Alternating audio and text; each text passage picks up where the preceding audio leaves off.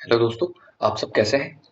यह video UNESCO की जो इंटेंजिबल कल्चरल हेरिटेज के बारे में जानकारी प्रस्तुत की जाएगी इस वीडियो में। और ये क्यों शुरू की गई, इसका उद्देश्य क्या है और ऐसे कौन से कंपोनेंट्स हैं जिसके तहत अमूर्त विरासत स्थलों को इस लिस्ट में जगह मिलती है। भारत के अब तक भारत में कितने कल्चरल हेरिटेज को शामिल किया गया है, ये सब इस वीडियो में जानने का प्रयास करेंगे। आपके सामने भारत के मैप में मेंशन किया गया है कौन कौन से कल्चरल हेरिटेज हैं भारत के, कौन कौन से शामिल किए गए हैं। लिस्ट देख 2025 में अभी हाल ही में दीपावली को शामिल किया गया है। 2023 में गरबा शामिल किया गया है। गुजरात दीपावली अभी हाल ही के जितने भी एग्जाम हुए हैं लगभग 70% एग्जाम में ये पूछा गया है कि हाल ही में यूनेस्को की अमूर्त विरासत सूची में किसको शामिल किया गया है, तो उसका आंसर दीपावली ही है। 2025 में शामिल किया गया है। ठीक है। 2021 में दुर्गा पूजा को शामिल किया गया है, कोलकाता पश्चिम बंगाल।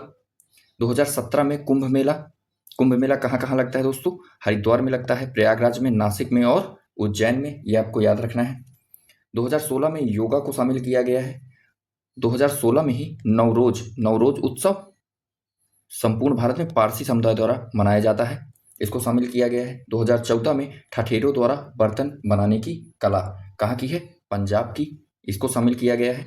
और 2013 में संकीर्तन कहाँ का है? मणिपुर का, इसको भी शामिल किया गया है। अब देखते हैं 2012 के। 2012 में लद्दाख का बौद्ध जप, Buddhist chanting, trans Himalaya Ladakh, इसको शामिल किया गया है। 2010 में छऊ नृत्य को, छऊ नृत्य कहाँ कहाँ? उड़ीसा, झारखंड और वेस्ट बंगाल। 2010 में 2 स्थल शामिल किए गए हैं, कौन कौन से? कलबेलिया लोकगीत और नृत्य कहाँ का है? राजस्थान का। और मुडियट्टू कहाँ का है? केरल का। 2009 में रामायण चमोली उत्तराखंड शामिल किया गया है। 2008 में कुटियाट्टम केरल। 2008 में 3 हेरिटेज कल्चरल हेरिटेज को शामिल किया गया है, ये आपको याद रखना है। कुटियाट्टम है, वैदिक जप की परंपरा है और रामलीला है। वैदिक जप की परंपरा और रामलीला और कुटियाट्टम। कुटियाट्टम कहाँ का है? केरल का। रामलीला उत्तर भारत विशेषकर। ओके, देखते हैं। अब इसमें महत्वपूर्ण ये हो जाता है कि इसकी शुरुआत कब हुई, क्यों हुई और इसका उद्देश्य क्या था। देखते हैं दोस्तों। वर्ष 2003 में यूनेस्को के महाधिवेशन में अमूर्त सांस्कृतिक विरासत की सुरक्षा के लिए एक कन्वेंशन समझौता अपनाया गया, जिसे 2006 में पूरी तरह से लागू किया गया था। और इसका उद्देश्य क्या था? ताजमहल या लाल किले जैसी भौतिक इमारतों, टेंजिबल हेरिटेज को तो सुरक्षा मिल जाती थी, लेकिन सदियों पुरानी बोलियां, नृत्य, त्योहार और कलाएं बिना संरक्षण के दम तोड़ रही थी। उन्हें बचाने के लिए इस सूची की शुरुआत हुई थी। अब देखते हैं आगे। यूनेस्को के अनुसार अमूर्त विरासत के 5 क्षेत्र कौन कौन से हैं, 5 डोमेन्स कौन कौन से हैं। यूनेस्को किसी भी परंपरा को शामिल करने के लिए उसे इन 5 श्रेणियों में से कम एक में देखता है। कौन कौन सी हैं 5 श्रेणियां, देख लेते हैं। मौखिक परंपराएं, अभिव्यक्तियां, प्रदर्शन कलाएं, परफॉर्मिंग आर्ट्स, सामाजिक प्रथाएं, अनुष्ठान और उत्सव, प्रकृति और ब्रह्मांड से जुड़ा ज्ञान, पारंपरिक शिल्प और कौशल। इनके ये उदाहरण भी दिए गए हैं कि मौखिक परंपराओं और अभिव्यक्तियों का उदाहरण भाषाएं हो गई, लोक कथाएं हो गई और प्राचीन मंत्रोच्चार हो गए। प्रदर्शन कलाएं जैसे पारंपरिक संगीत हो गए, नृत्य हो गए, थिएटर या नाटक हो गए।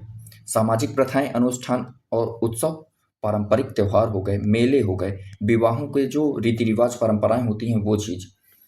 और प्रकृति और ब्रह्मांड से जुड़ा ज्ञान, पारंपरिक चिकित्सा पद्धति जैसे आयुर्वेद या खेती के पारंपरिक तरीके भी हो गए। पारंपरिक शिल्प और कौशल में हस्तशिल्प हो गए, बर्तन हो गए, कपड़े या मूर्तियां बनाने की प्राचीन कलाएं। ये चीज 5 श्रेणियों में से कम एक में देखता है कौन? यूनेस्को। देखते हैं यूनेस्को की 3 मुख्य सूचियां। प्रतिनिधि सूची, पहली सूची कौन सी है? प्रतिनिधि सूची, रिप्रेजेंटेटिव लिस्ट। इसमें ऐसी सांस्कृतिक प्रथाएं शामिल होती हैं जो किसी देश की पहचान है और पूरी तरह जीवंत हैं। उदाहरण के तौर पर भारत का गरबा, कहाँ? गुजरात। और योगा। ठीक है। दूसरी सूची कौन सी है? अति आवश्यक सूची, अर्जेंट सेफगार्डिंग लिस्ट। इसमें ऐसी लुप्त प्राय इंडेंजर्ड कलाएं या परंपराएं शामिल की जाती हैं जो खत्म होने की कगार पर हैं और जिन्हें तुरंत बचाए जाने की आवश्यकता है। ठीक है। तीसरी लिस्ट कौन सी है? सर्वश्रेष्ठ सुरक्षा प्रथाओं का register, register of best safeguarding practices. इनमें उन देशों या कार्यक्रमों को शामिल किया जाता है जिन्होंने अपनी संस्कृति को बचाने के लिए दुनिया में सबसे बेहतरीन काम किया है। ठीक है, देखते हैं आगे। किसी विरासत को इस सूची में जगह कैसे मिलती है? ये क्वेश्चन बनता है यूपीएससी में। इसमें कथन और कारक भी दिए जाते हैं। किसी विरासत को इस सूची में जगह कैसे मिलती है? पहला चरण होगा शुरुआती चयन।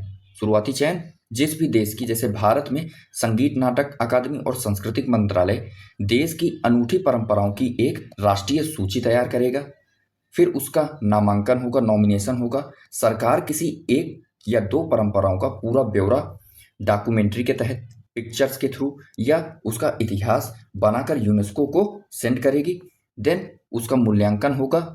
यूनेस्को की एक विशेषज्ञ समिति, इंटर गवर्नमेंटल कमिटी, इस पर गहन शोध और समीक्षा करती है।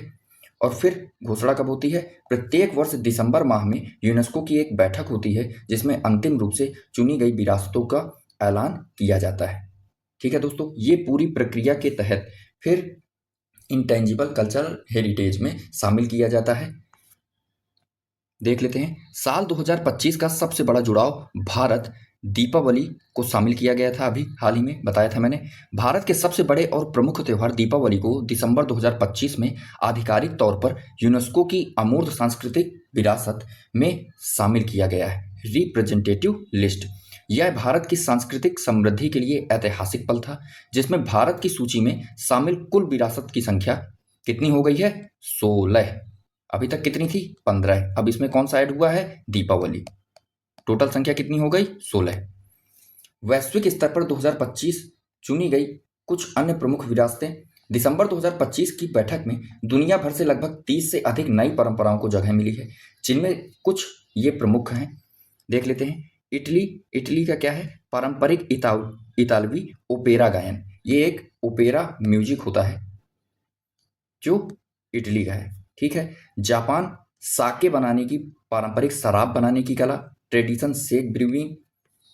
कोलंबिया, अमेजन के स्वदेशी समुदायों का पारंपरिक ज्ञान और नृत्य। बहामास, जून कानू त्योहार और स्ट्रीट परेड।